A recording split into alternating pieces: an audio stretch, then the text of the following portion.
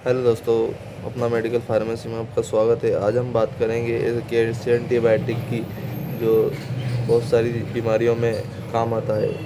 आज हम बात करेंगे अमोक्सिलिन और पोटेशियम क्लोराइड की कंपोजिशन की। मेगा सीवी ड्रॉप जो कि 228.5 mg में आता है, जो कि एरिस्टो कंपनी का होता है।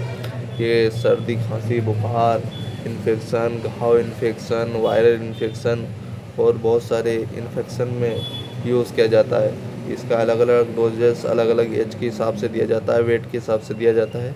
ये टेबलेट फॉर्म में भी आती है, जिसमें मेगा सीवी 625, 375 और बच्चों के लिए टेबलेट भी आती है जो डिजोल्व करके खिलाना रहता है।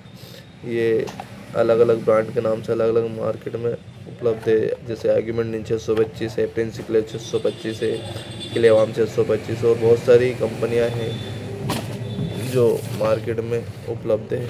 ये ऑयल सप्लाई की ओमनिक्लेव 625, इसका ये रेगुलर इस्तेमाल करके इन्फेक्शन को ख़त्म किया जा सकता है।